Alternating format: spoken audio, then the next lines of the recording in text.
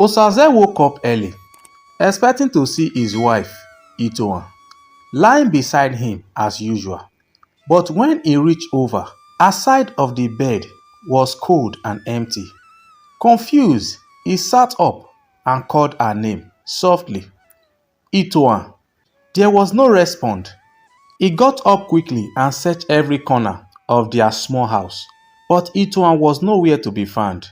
Worried, he hurried to Itohan's parents' house, hoping she might have gone there early in the morning. When he arrived, her parents were surprised to see him. "She is not here," they said. "We have not seen her." Panic started to set in. Osaze rushed around the village, asking neighbors and friends if they had seen his wife. Everyone shook their heads. No one had seen Itohan.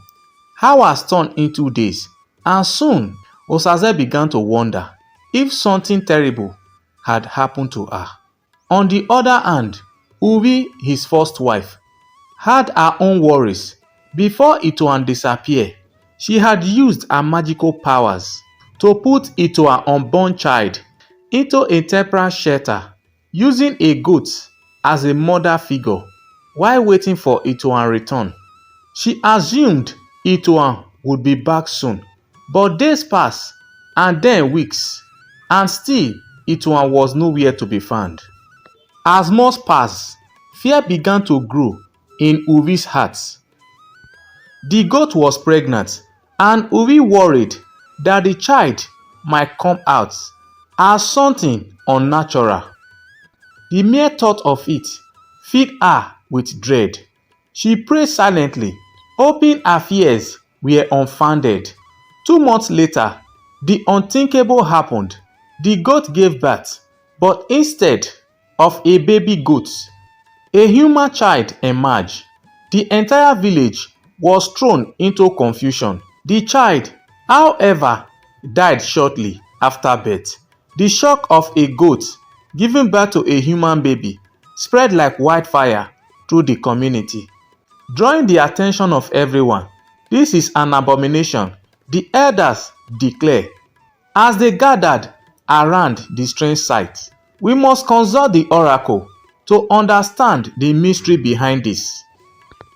Then the oracle was consulted. The truth came out, and it was more shocking than anyone had expected. The oracle revealed that Uvi was behind the abomination. She had used dark magic to create this abomination, but now everything was exposed. The villagers were furious. Uvi was dragged to the village market square, where she was forced to confess her evil deed. Tears streamed down her face as she admitted everything. She had used her dark powers to curse the child, hoping that the truth would never come out.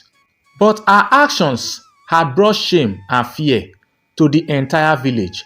The elders, in their wisdom, decided that Uvi must be banished. She was banished from the village and sent to the evil forest, a place where no one ever returned from. "You must never set your foot in this village again," the chief declared. "Your wickedness had brought ruin upon us." Itohan sat by the window, watching her children play outside. Their laughter filled the air, bringing a soft smile to her face. Her 2 sons, Osato and Efosa, were her world now. Every time she saw them playing together, it reminded her of how far she had come. It had been years since she left Osaze village, and in this new place she had found peace again. Her new man, Oba, treated her with love and care. He was nothing like Osaze, her ex-husband. Oba had built a new life for them in this far-away community, and Itohan was grateful for the fresh start. She had told him everything about her past, except the dark part, the part she could barely think about without trembling. Only her parents knew where she was, and they had promised to keep her secret, especially from Osaze. If Osaze ever found her, she did not know what he would do. Sometime late at night, when the house was quiet, Itohan would think about Osaze village and the life she had left behind. She had been so young when she married Osaze. At first, things were good. Osaze was kind to her, and she thought she had found a good man. When Uvi started tormenting her, everything turned upside down. Uvi was a force to be reckoned with, and she made sure Itohan's life was miserable. It was not just the harsh words or the way she would deliberately ruin Itohan's cooking or scatter her things. No, Uvi had another weapon, one much more terrifying. The people of Osaze village whispered about Uvi's spiritual powers. At first, Itohan did not believe it, but then strange things began to happen in the house. Itohan had packed her things and fled that very night, leaving everything behind: her husband, her old life, the torment. She shook her head, trying to push the memories away. Now she had a new life with Oba. He loved her deeply, and their home was filled with joy. But deep down inside, Itohan knew the past was never truly behind her. She had escaped Uvi, but she was not sure she could ever escape the fear that lingered. Just then, the sound of footsteps brought her back to the present. Oba entered the room, his smile warm and comforting. "What are you thinking about, my love?" he asked, coming to sit beside her. "Nothing," she said quietly, forcing a smile, "just watching the boys." Oba glanced out the window at their sons. "They are growing so fast. Soon they will be taller than both of us," he joked, wrapping his hand around her. Itohan laughed softly, leaning into his embrace. Itohan tried to push those memories aside. Life was better now.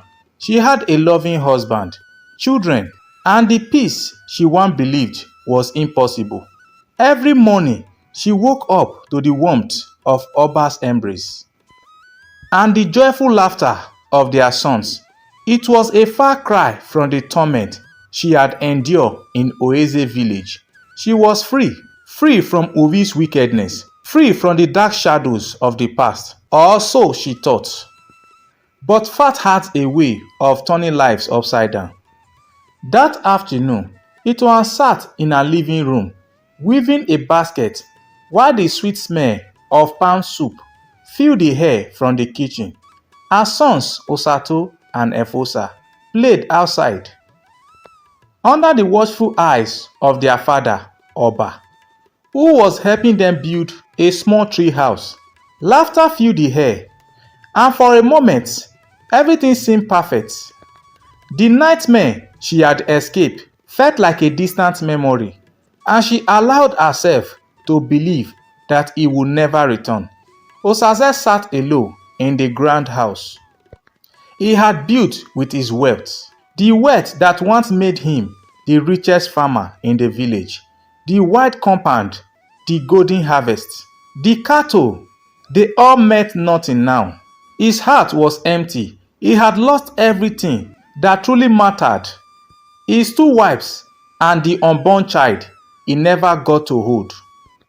Uvi, the woman he had once thought would bring him strength, had brought nothing but curse to his home. The strange occurrence that followed her dark rituals had haunted him ever since. His house had become a prison of his own making, filled with the whispers of the past and the guilt he could never shake. Every day, Osaze thought of Itohan, the one woman who had loved him with a pure heart. She had been his light, his joy, but he had failed to protect her from Uvi's wrath. He could not blame her for leaving, yet her disappearance had left a hole in his soul, a wound that never healed. He had searched for her for years, but it was as if she had vanished into thin air. No one in the village had seen her since that fateful night.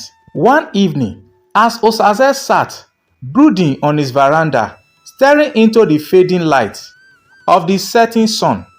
A knock came at his door. The sound startled him out of his thoughts. He was not expecting visitors. Slowly he stood and walked to the door, his heart heavy with the weight of his memories. He opened the door to see a familiar face. Osaze, one of the village traders who often traveled to neighboring communities for business. The man stood there, his hat in his hand, bowing slightly as a sign of respect. "Osaze," Osaze said, his voice steady but lazy with hesitation. "I have found your wife, Itohan." Osaze felt his heart stop for a moment. "What do you say?" he asked, his voice trembling with disbelief. "Itohan is alive," Osaze repeated. "She is living in a faraway village. She is married and has children now." Osaze stood frozen, unable to speak. His mind raced. Itohan alive? After all these years, she had built a new family, found happiness again, but without him. The pain of that realization cut deep. "Are you sure?" Osaze finally managed to ask, his voice shaking. "Are you sure it's her?" "I saw her myself," Osaze replied. "She looked well, Osaze. She is happy, but she has moved on with her life. She has a new husband and they have 2 sons." The words felt like daggers in Osaze's heart. How could she have married? How could she have had children with another man? He had always hoped deep down that she would return to him one day. Now the thought of her in another man's arms, raising children that were not his, tore him apart. "I need to see her," Osaze said urgently, grabbing Osaze by the hands. "Please take me to her. I need to see her myself." Osaze hesitated. "Osaze, she had moved on. I am not sure if it's wise." "I do not care," Osaze interrupted, his voice filled with desperation. "I need to see her. I need to know why she left, why she did not come back. Please." Reluctantly, Osaze nodded. "I can take you there, but I do not know what you hope to gain." "She is happy now, Osaze. Maybe it's best to let her be." But Osaze could not let her go. Not yet. Not without seeing her one last time. He had to understand. He had to know if there was any part of her that still cared for him. The thought of facing her was terrifying, but he could not live with the regret of never trying. As Osaze prepared to embark on the journey to find Itohan, his heart pounding with a mix of hope and dread. Would she welcome him back, or would she shut the door on their past forever? The questions weighed in his mind, and the uncertainty gnawed at him. Meanwhile, in her peaceful home, Itohan felt a sudden chill, as if someone had walked over her. She glanced towards the door. A strange feeling of unease settled in her chest. Oba and the children were still outside, laughing without a care in the world. But deep down, Itohan could not shake the feeling that something from her past was coming for her. The journey to the distant village was long, and the tension weighed heavily on Osaze. The rhythmic clopping of the horses' hoofing seemed to echo the pounding of his heart. What will he say to Itohan? After all these years, would she even want to see him? The questions clamored at him, but there was no turning back now. His hand trembling slightly, and the weight of regret settled on his shoulder like a burden too heavy to bear. When they finally approached the village, the sun was beginning to dip below the horizon, casting a warm golden light over the thatch of roofs. Osaze's heart raced as they drew closer to the house Osaze had pointed out. It was a simple home, but built well, with children's laughter drifting from the yard. Osaze eyes scanned the area until they landed on her. Itohan, she stood outside, holding one of her children in her arms. Her face peaceful, her smile gentle. The sight of her was like a punch to his guts. She looked exactly the same, yet different. There was a glow about her now, a peace he had never seen in her back in Osaze, and the child in her hand. The reality of her new life, her new family, hit him like a wave. His legs started shaking, and he sank to the ground, tears streaming down his face. "I thought I lost you forever," he cried, his voice breaking. "I had no idea. I did not know you had left me to marry another man." It was startled at first by the sudden presence of her past, her breath catching in her throat. It took her a moment to register who stood before her. But when she saw Osaze, his face aged with sorrow and regret. Memories came rushing back like a flood. The years of torment, hurried cruelty, her escape from the darkness that had consumed her life in his household. She had buried those memories deep, but now they surfaced, raw and painful. She gently set her child down, her hand trembling slightly as she walked towards Osaze, her heart raised with a mist of fear, anger and sorrow. "I never wanted to leave you," she said softly, her voice laced with pain. "But I had no choice, Osaze. What I went through in your house, I cannot even explain it." She paused, searching his face for understanding. "Uvi, your first wife. She spiritually tormented me every single day. I had to run for my life. If I had not left, I would have died." Osaze's sob grew louder, and he clutched the earth beneath him, his fingers digging into the depths. "I did not know, Itohan," he whispers through his tears. "I did not know she was doing those things to you. If I had known, I would have stopped her. I would have protected you." Itohan shook her head, her expression full of sorrow. "You did not want to know. You choose not to see the signs, Osaze. I was dying inside that house, and you turned a blind eye." Uvi controlled everything. The weight of her words sank deep into Osaze's chest. She was right. He had seen the signs, the strange occurrence, the way Uvi seemed to dominate every aspect of their home. But he had ignored it, convinced that things would work themselves out, that Itohan's strength would carry her through. "Itohan," he struggled to find the words. "I love you. I still love you. I have spent every day since you left searching for you, hoping you will come back." Itohan's heart twisted at his words, but she remained firm.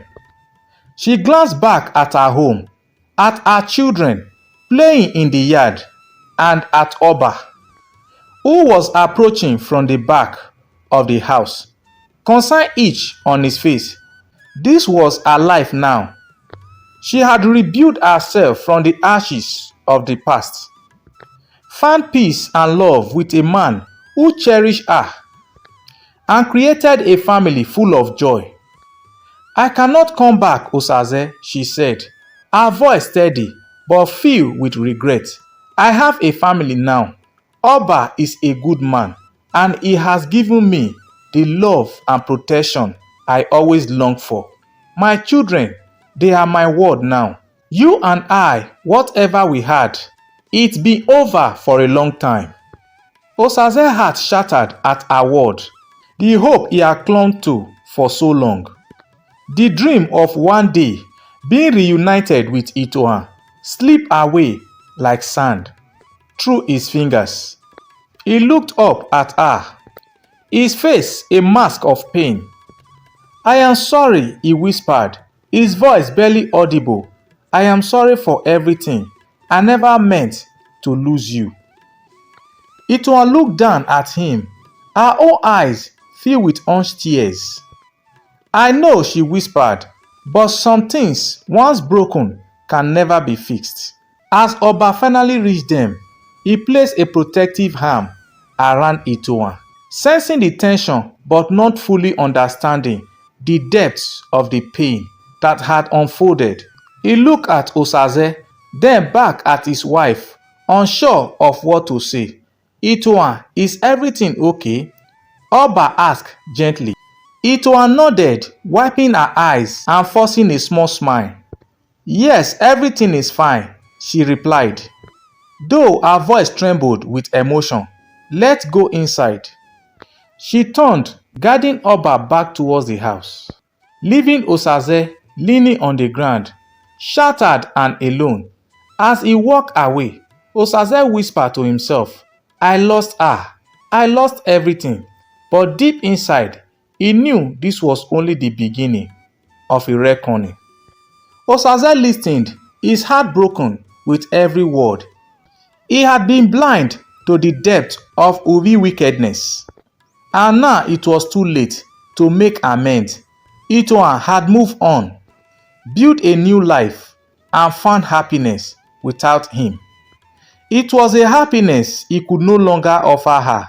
The realization crushed him like the weight of years wasted.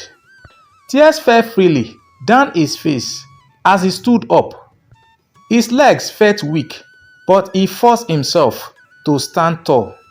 Though the pain in his chest was overwhelming, he looked at Itohan. Without another word, Osaze turned and walked away, his shoulders slumped in defeat. Every step felt like empty, each one pulling him forward from the woman he had loved and lost. The path back to Osaze village stretched before him, but this time it was a journey he would make alone, burdened by the knowledge that he had lost Itohan forever. As Osaze disappeared from sight, Itohan stood frozen, a storm of emotion wailing in her heart. She had found peace, built a family, and created a new life. Yet seeing Osaze again had reopened old wounds, wounds she had thought were long healed.